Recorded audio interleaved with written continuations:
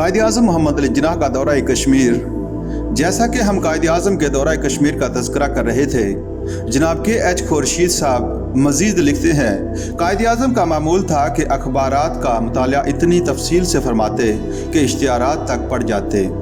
बरतानवी हुकूमत के ऐलानात व बयानात, बरतानवी दारुल उलूम के बाइस मुबासे, कांग्रेसी लीडरों के बयानात और दीगर हिंदुस्तानी लीडरों की सरगर्मियाँ उनके ज़ेर नज़र होती।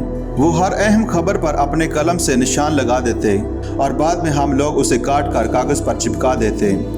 मेहमानों और वफूद से कायद सुबह के वक्त मिलते थे, दोपहर के वक्त आराम फरमाते, शाम को सैर के लिए ज़रूर तशरीफ़ ले जाते।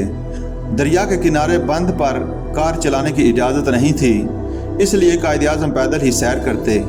बाज़ औक़ात शिकारे पर सैर को जाते। पिकनिक मनाने के लिए गुलमर्ग भी तशरीफ़ ले गए, वहाँ घोड़े की सवारी भी की। जब कोई चीज़ खरीदना होती तो मुसलमानों की दुकान से खरीदते, जिससे इस दुकानदार की खूब शोहरत होती। वहीं से कायद ने चांदी के चमचे, छुरियाँ और कांटे भी बनवाए। कायद आज़म के इस दौरा कश्मीर से वहाँ तहरीक आज़ादी को जो ज़बरदस्त तक़वियत पहुँची, इस पर बात करने से पहले सामीन मैं चाहूँगा कि कायद आज़म के दौरा करने से पहले के हालात पर आपको बताता चलूँ, ताकि इनके दौरे के तासरात सही तौर पर आप जान सकें। कश्मीरी मुसलमानों ने 1932 ईस्वी में मुस्लिम कॉन्फ्रेंस की बुनियाद डाली, जिसमें शेख मोहम्मद अब्दुल्ला, चौधरी गुलाम अब्बास और दीगर बड़े लीडर शामिल थे। कांग्रेसी लीडर बरसगीर के मुसलमानों के इरादे भांप चुके थे, इसलिए उन्होंने कश्मीर पर मुख्तलिफ अंदाज में जलगार शुरू कर दी। हर साल मौसम गर्मा में कांग्रेसी लीडरों के अलावा नाम नहाद सोशलिस्ट, नाम नहाद कम्युनिस्ट और कांग्रेस के किराए के टट्टू मुख्तलिफ लिबादों में कश्मीर आते। इन लोगों ने शेख अब्दुल्ला और चौधरी गुलाम अब्बास पर डोरे डालने शुरू कर दिए थे। 38 में इनकी कोशिशें बराबर हुईं और मुस्लिम कॉन्फ्रेंस की जनरल कौंसिल ने मुस्लिम कॉन्फ्रेंस को नेशनल कॉन्फ्रेंस में तब्दील करने का फैसला किया। इस तरह 39 में मुस्लिम कॉन्फ्रेंस ख़त्म कर दी गई। सिर्फ मीरवाज मौलवी मोहम्मद यूसुफ शाह साहब इससे अलग रहे।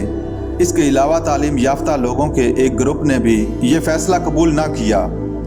40 में जब करारदाद लाहौर मंजूर हुई तो इस वक्त रियासत जम्मू कश्मीर में मुस्लिम कॉन्फ्रेंस का वजूद नहीं था।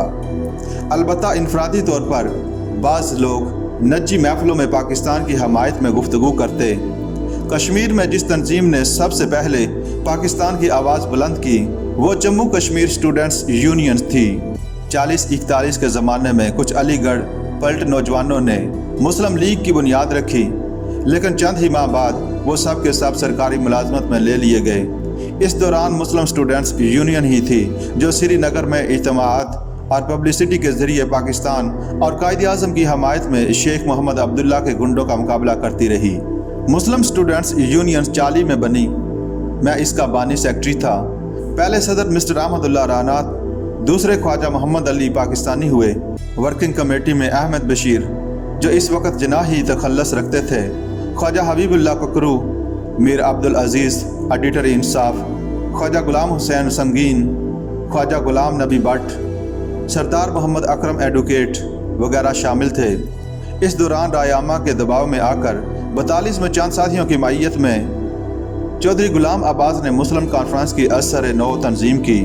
बाद में मीरवाज मौलवी मोहम्मद यूसुफ शाह साहब भी इसमें शामिल हो गए, जिससे वादी कश्मीर में मुस्लिम कॉन्फ्रेंस को तक़वियत पहुंची, क्योंकि रियासत के तमाम मुसलमान मीरवाज का दिली एहतराम करते थे और कश्मीर के लिए इनकी मिली, सियासी और तालीमी खिदमात अनमिट हैं। 1931 में कश्मीर में अवामी तहरीक चली तो मीरवाज ने शेख अब्दुल्ला को, जो इस वक्त स्कूल मास्टर थे, अवाम से रोशनास कराया था।